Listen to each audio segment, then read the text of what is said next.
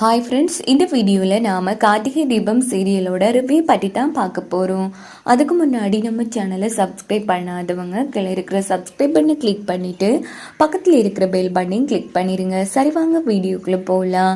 ரம்யாவுக்கு ரியா வெளியில் வர முடியாது தெரிஞ்சதும் உடனே ரம்யா என்ன பண்ணுறாங்கன்னா நைட்டோட நைட்டாக தீபா மாதிரி கேட்டப்பில் கல்யாண மண்டபத்துக்குள்ளே திருட்டுத்தனமாக நுழைஞ்சிட்றாங்க. இந்த பக்கம் பார்த்தோன்னா அபிராமிக்கு உடம்பு சரியில்லாததால் ரூமில் ரெஸ்ட் எடுத்துட்டு இருக்காங்க இல்லையா. அந்த சந்தர்ப்பத்தை பயன்படுத்தி நம்ம ரம்யா என்ன பண்றாங்கன்னா, அபிராமி தாலி எடுத்து கொடுத்தா தானே ஓ புருஷன் உன் களத்துல தாலி கட்டுவான், அப்படின்னா இந்த கல்யாணமே நடக்காதுல. அப்படி இருக்கும்போது அபிராமி இல்லாம நீ எப்படி இந்த கல்யாணத்தை பண்றன்னு நானும் பாக்குறேன்டி அப்படின்னுட்டு உடனே ரம்யா என்ன பண்றாங்கன்னா, அபிராமி தூங்கிட்டு இருக்கும் போதே மெதுவா மயக்க ஸ்ப்ரேயை அடிச்சுட்டு நைஸா அங்கிருந்து எஸ்கேப் ஆகுறாங்க. இந்த பக்கம் பார்த்தோம்னா மறுநாள் காலையில கல்யாணத்துக்குரிய ஏற்பாடுகள் நடந்துட்டு இருக்கு. அபிராமி ரொம்ப அசந்து தூங்கிட்டு இருக்காங்க. அப்படின்னு பார்த்து ஜானகி சமந்தி எழுந்துறீங்க அப்படின்னு சொன்னதும் ஜானகி நம்ம அபிராமி எழும்புற மாதிரியே இல்லை. ஐயோ என்ன ஆச்சு இவங்களுக்கு, இப்படி அசந்து தூங்கிட்டு இருக்காங்க, என்னவா இருக்கும் அப்படின்னுட்டு உடனே டாக்டருக்கு ஃபோன் போட்டு பெண் வாசல் வழியா வர சொல்றாங்க. டாக்டர் செக் பண்ணி பார்த்துட்டு இங்க பாருங்க இவங்க மயக்கமா இருக்காங்க, கண்டிப்பா எப்படியும் கண் முழிக்கிறதுக்கு ரொம்ப மணி நேரம் ஆகுங்க, உடனே ஹாஸ்பிட்டலுக்கு கொண்டு போயே ஆகணும் அப்படின்னதும் ஜானகி சம அதிர்ச்சி ஆகிறாங்க.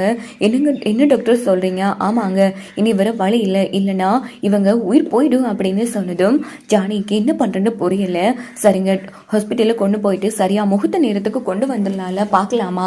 ஃபர்ஸ்ட் வாங்க கொண்டு போகலாம். இங்க பாருங்க, வீட்டில் மண்டபத்தில் இருக்கிறவங்களுக்கு தெரிஞ்சா பிரச்சனை ஆயிடுங்க. சமந்தி ஆசையே இந்த கல்யாணம் நல்லபடியா நடக்கணுங்கிறது தான். தயவு பண்ணி இங்க யாருக்கும் தெரியாம பெண் வாசல் வழியா கொண்டு போகலாமா அப்படின்னதும் சரின்னு சொல்லிட்டு அபிராமியும் ஒரு வீல் சேர்ல வச்சு ஒரு வழியா ஹாஸ்பிட்டல்ல அட்மிட் பண்ணிடுறாங்க. இங்க பார்த்தோம்னா கார்த்தியும் சரவணனுக்கு அடிக்கடி ஃபோன் போட்டு அந்த ரியா வெளியில வரல, எந்த பிரச்சனையும் இல்லைல்ல அப்படின்னு கேட்டுட்டு இருக்காங்க. ஆமா கார்த்தி, எந்த பிரச்சனையும் இல்லை, நான் இப்போவே மண்டபத்துக்கு கிளம்பி வரேன் அப்படின்னுட்டு சரவணனும் மண்டபத்துக்கு நிறைய செக்யூரிட்டி எல்லாம் போட்டிருக்காங்க. இன்னொரு பக்கம் பார்த்தோம்னா மைத்லி மீனாட்சி ரெண்டு பேருமே சேர்ந்து தீபாவை கியூட்டா ரெடி பண்ணிட்டு இருக்காங்க. இன்னொரு பக்கம் நம்ம ஐஸ்வர்யா கேங் தீபாவை கடத்துறதுக்கு முயற்சி பண்ணிருப்பாங்க இல்லையா, எல்லாமே சொதப்பிடிச்சு அப்படின்னு சொல்லி அவங்க ஒரு பக்கம் செம டென்ஷன்ல இருந்துட்டு இருக்காங்க. இந்த பக்கம் பார்த்தோம்னா நம்ம கார்த்தியும் அருண் ஆனந்த் ரெடி பண்ணிட்டு இருக்காங்க.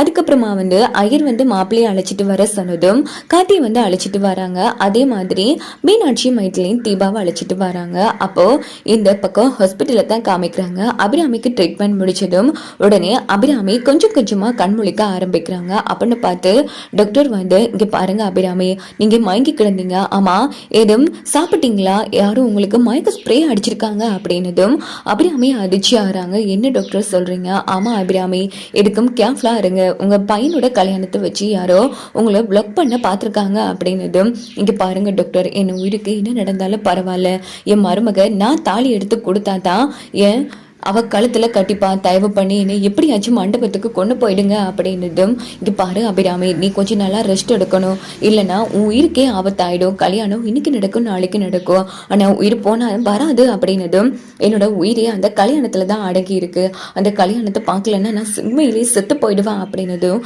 என்ன அபிராமி நீ இப்படி பிடிவாதம் பிடிக்கிற, சரி வா போகலாம் அப்படின்னு சொல்லிட்டு நம்ம அபிராமி ஒரு வீல் சேர்ல வச்சு டாக்டர் அழைச்சிட்டு வராங்க. இன்னொரு பக்கம் பார்த்தோம்னா ஜானகி ரொம்ப பயமா இருந்துட்டு இருக்காங்க. எங்க இந்த கல்யாணம் நடந்தா அந்த யோசிர் சொன்ன மாதிரி சமத்தியமா உயிர் போயிடுமோன்னு அப்பன்னு பார்த்து கார்த்தி பாக்குறாங்க. நம்ம அபிராமியை காணும். உடனே அருணை கூப்பிட்டு ஆமா அம்மா எங்கடா, ரொம்ப நேரமா பார்த்துட்டு இருக்கேன், அம்மாவை காணுமே அப்படின்னதும் ஆமா இங்கே தான் இருப்பாங்க, வார கெஸ்ட் எல்லாம் வெல்கம் பண்ணிட்டு இருப்பாங்க, கார்த்தி நீ பாரு நான் பார்த்துட்டு வரேன் அப்படின்னுட்டு அருண் போய் பாக்குறாங்க. எங்க தேடியுமே அபிராமியை காணும். உடனே நம்ம கார்த்தி கார்த்தி அம்மாவை காணும் அப்படின்னதும் கார்த்தி செம டென்ஷன் ஆகுறாங்க. உடனே கார்த்தி யோசிச்சு பாக்குறாங்க, ஒருவேளை அம்மா தாலி எடுத்து கொடுத்தா தான் தீபா தாலி கட்டுறேன்னு சொன்னாங்க, அதனால ரம்யா அம்மாவை லொக் பண்ணிருப்பாங்களா அப்படின்னு கார்த்தி சரியா கெஸ் பண்றாங்க. இன்னொரு பக்கம் பார்த்தோம்னா மாப்பிள்ளை கூரை புடவை பட்டு பெஷ்டி எல்லாம் கொடுத்து போய் ட்ரெஸ் சேஞ்ச் பண்ணிட்டு வாங்க அப்படின்னதும் உடனே தீபாவும் மைத்திலி மீனாட்சியை அழைச்சிட்டு போறாங்க. அப்போ கார்த்தி என்ன பண்றாங்கன்னா எல்லா இடமும் அபிராமியை தேடி பாக்குறாங்க. எங்க தேடியே காணும். இது எல்லாத்தையும் மறைச்சிட்டு ரம்யா வந்து பார்த்துட்டு இருக்காங்க. நீங்க எனக்கு கிடைக்கலனாலும் பரவாயில்ல கார்த்தி, ஆனா அந்த தீபாவுக்கு கிடைக்க விட மாட்டேன், இந்த கல்யாணம் நடக்காது அப்படின்னு யோசிச்சுட்டு இருக்காங்க. இன்னொரு பக்கம் பார்த்தோம்னா நம்ம அபிராமியோட ஃப்ரெண்ட் வந்து அபிராமியை கார்ல கொண்டு வந்துட்டு இருக்காங்க. இந்த பக்கம் ரம்யாவோட அடி ஆட்கள் நம்ம அபிராமியை கொலை பண்றதுக்கு திட்டம் போட்டுடுறாங்க. ஏன்னா அபிராமி இருந்தா கடைசி வரைக்கும் தீபா கல்யாணமே பண்ணிக்க மாட்டாங்க இல்லையா, அதனால அபிராமி வர வண்டியை வந்து லாக் பண்ணிடுறாங்க. சரியா அபிராமியை தூக்கலான்னு போகும்போது மாசா கார்த்தியும் அந்த இடத்துல சரவணன் இன்ஸ்பெக்டரும் வந்து ரவுடிங்களா அடின்னு அடிச்சு தம்சப் பண்ணிடுறாங்க.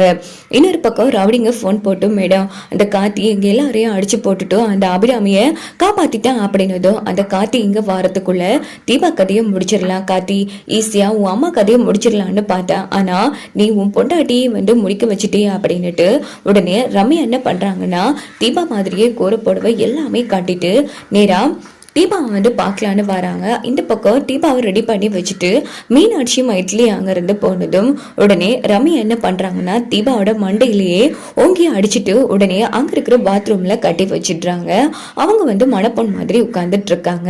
இன்னொரு பக்கம் எதுவுமே தெரியாத மாதிரி காத்தி அபிராமியை அழைச்சிட்டு வந்துடுறாங்க. இங்க பாருங்கம்மா, நீங்க பயப்பட வேண்டிய அவசியம் இல்லை, எல்லாம் நல்லதாவே நடக்குமா, நீங்க தாலி எடுத்து கொடுத்துதான் நான் தீபா கழுத்துல கட்டுவேன் அப்படின்னதும் ஆமாப்பா எனக்கு நம்பிக்கை இருக்குப்பா அப்படின்னுட்டு அபிராமியும் சொல்றாங்க. இந்த பக்கம் காத்தி உட்கார்ந்ததும் பொண்ணு அழைச்சிட்டு வாங்க அப்படின்னதும் மீனாட்சியும் மைத்திலியும் ரம்யான்னு தெரியாம நம்ம தீபான்னு நினைச்சு ரம்யாவை அழைச்சிட்டு வராங்க. வந்து காத்தி பக்கத்துல உட்கார வைக்கிறாங்க. இன்னொரு பக்கம் பார்த்தோம்னா நம்ம தீபாவுக்கு வந்து கொஞ்சம் கொஞ்சமா கண் முழிக்க ஆரம்பிக்கிறாங்க தீபாவும். இன்னொரு பக்கம் பார்த்தோம்னா நம்ம ரமேஷ் வந்து இந்த ரம்யா வந்து கண்டிப்பா எஸ்கேப் ஆயிருந்தா இங்க வந்திருக்கணுமே, எதுக்கோ தேடி பார்க்கலாம் அப்படின்னுட்டு மண்டபம் முழுக்க வந்து யாரோ சந்தேகப்படுற மாதிரி இருக்காங்களா அப்படின்னு தேடிட்டே இருக்காங்க. கடைசியா பாத்ரூம்ல வந்து ரமேஷ் பாக்குறாங்க. தீபா வந்து கட்டி போட்டு கிடக்குறாங்க. இது பார்த்த ரமேஷ் செம அதிர்ச்சியாயி என்ன இது எங்க தீபா சிஸ்டர் கிடக்காங்கன்னா அப்ப கார்த்திக் சார் பக்கத்துல இருக்கிறது யாரு கடவுளே ஒண்ணு புரியலையே அப்படின்னு சிஸ்டர் ஆனா எழுப்பி ஒரு வழியா வந்து தண்ணி தெளிச்சு எழுப்பி விட்டுடுறாங்க. அப்படின்னு பாட்டி என்ன ஆச்சு அப்படின்னு கேட்டது தெரியலங்க, யாரும் ஒருத்தங்க பின்னால வந்து கட்டியால அடிச்சுட்டாங்க அப்படின்னதும் ரமேஷ் அதிர்ச்சி ஆறாங்க. ஓகே மேடம், உங்களை மாதிரி ஒரு பொண்ணு கார்த்திக் சார் பக்கத்துல இருக்காங்க, ஃபர்ஸ்ட் எழுந்திரிங்க போகலாம் அப்படின்னுட்டு உடனே ரமேஷ் என்ன பண்றாங்கன்னா தீபாவை கூட்டிட்டு வராங்க. இந்த பக்கம் கார்த்தி வந்து கண்டுபிடிச்சிடுறாங்க தீபா கிட்ட தான் ரம்யா தனக்கு பக்கத்துல இருக்காங்கன்னு. உடனே தாலியை கட்ட போற மாதிரி கொண்டு போய் ரம்யா கண்ணத்திலேயே அடின்னு அடிச்சு அவங்க தோல் வந்து உரிச்சிடுறாங்க. இதை பார்த்து எல்லாரும் செம அதிர்ச்சி ஆறாங்க. அடி பாவி என்னவே இப்படி ஒரு கேடித்தனம் பண்ணிருக்காளேன்னு. உடனே சரவணனும் என்ன பண்றாங்கன்னா ரம்யா வந்து அரெஸ்ட் பண்ணலான்னு வராங்க. உடனே ரம்யா வந்து விடுங்க அப்படின்னு கத்திட்டு இருக்காங்க. இன்ஸ்பெக்டர் இவ இங்கேயே நிக்கணும், இவ கண்ணு முன்னாடி நான் தீபா கழுத்துல தாலி கட்டணும் அப்படின்னதும் உடனே தீபாவையும் ரமேஷ் அழைச்சிட்டு வராங்க. இவதான் அடிச்சு ரூம்ல போட்டு வச்சிருக்கா கார்த்திக் சார் அப்படின்னு. உடனே தீபாவை அழைச்சிட்டு வந்து கார்த்தி பக்கத்துல உட்கார வைக்கிறாங்க.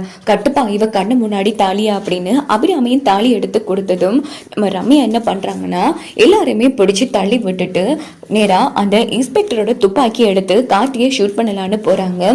உடனே நம்ம ரம்யாவோட அப்பா என்ன பண்றாங்கன்னா அவங்க ஒரு துப்பாக்கி எடுத்துட்டு வந்து ரம்யா வந்து ஷூட் பண்ணிடுறாங்க. அப்பா நீங்களாப்பா அப்படின்னதும் என்ன மன்னிச்சிருமா, உன்னை பெத்த பாவத்துக்கு நான் செய்யற கடன் இதுதான் அப்படின்னு சொல்லிட்டு ரம்யாவோட அப்பா வந்து அழுதுட்டு இருப்பாங்க. அவங்க வெயிட் பண்ணி